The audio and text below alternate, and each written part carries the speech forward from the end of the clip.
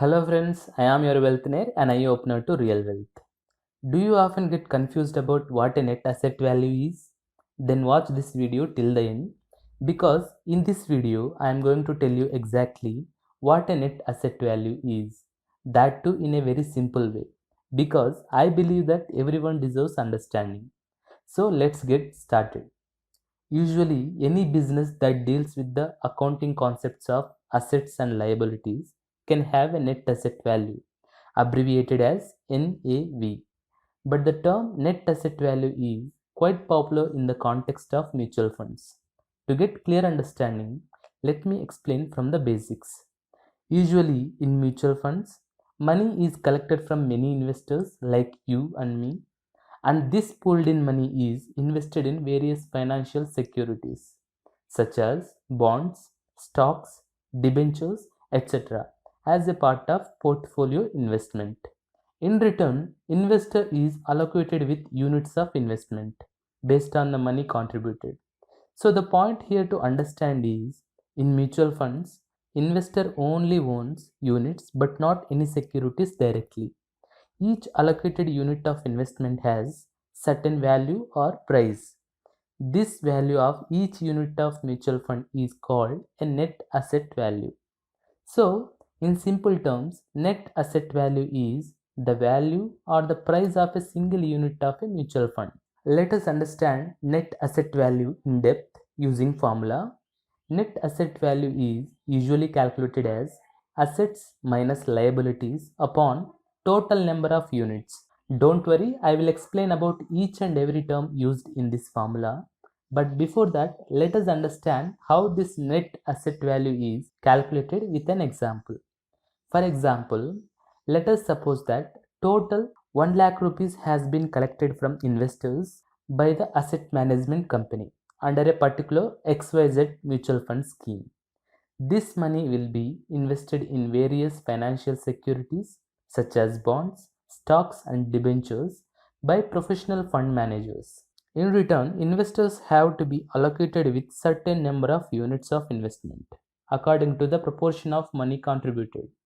Let us even suppose that this XYZ mutual fund scheme issues a total of 10,000 units. If there are 10,000 units worth 1 lakh rupees, then the price of each unit is 1 lakh rupees divided by 10,000, that is equals to 10 rupees. So the net asset value is 10 rupees per unit. In other words, the price or the value of each unit is 10 rupees. Now we will see what these assets and liabilities include.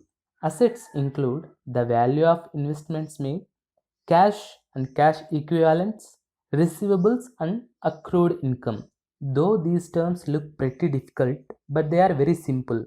Now we will try to understand what these receivables, cash, accrued income and the value of investments include. Again, we will take the previous example to understand these terms. The money collected from all the investors is 1 lakh rupees in the example we have discussed earlier. Let us consider that 85,000 rupees has been invested in stocks, bonds and debentures, etc.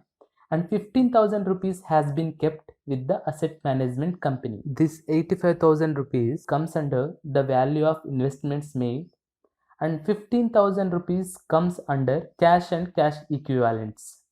Receivables include, for example, dividend from stocks, interest earned from the money invested in debentures, etc. Accrued money includes the money earned by the fund but yet to be received. So the sum of all these constitute assets of that particular fund. There are also many expenditures associated with each mutual fund. For example, charge levied by professional fund managers for maintaining and investing money on behalf of the investors. So, liabilities include staff salaries, utilities, operating expenses, management expenses, distribution and marketing expenses, transfer agent fees, custodian and audit fees, and other operational expenses. Therefore, net asset value is calculated by subtracting expenses or liabilities from assets of the fund and then dividing it with the number of units issued under that particular mutual fund scheme.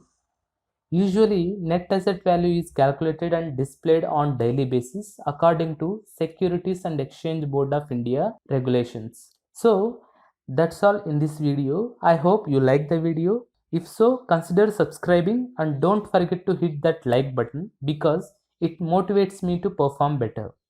Again, see you in the next video on how to calculate net asset value practically. Thanks for watching.